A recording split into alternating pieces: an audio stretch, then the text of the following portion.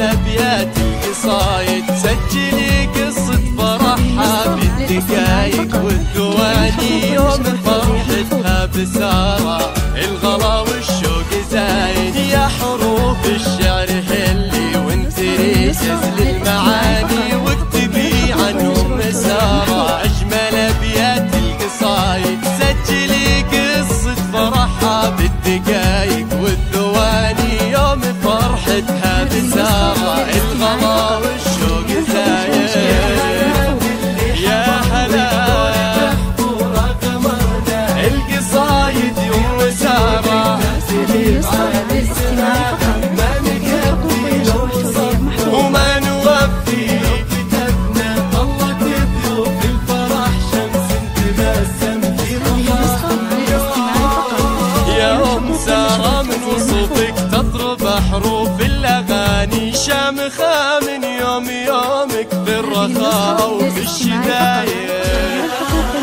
من شموخك يستزيد الشعر ويغرد لساني عجودية بالطباع ويا عروبية بالعوايد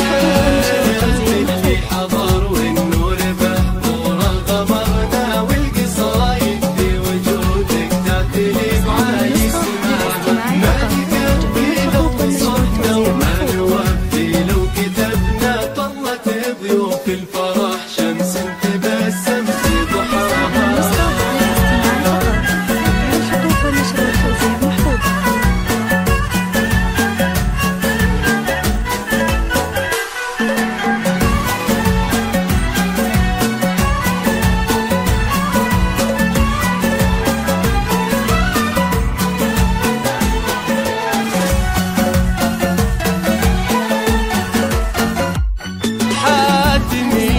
بالكرم فينك بحر ما لا مواني تكرمين اصغر فقير وتفرشين اكبر موايد في صلاتك تكسبين النور بعروق المحاني تقطعين الليل بالذكر وتعوفين الوسايد افرحي سارة بحياتك حقك اجمل الاماني غمتك تمطر عليها كل ما جدت جدايد فاتنا مثل القمر قامت تبطر في امانيك انها مراية جمالك والحلاوة الزين عايد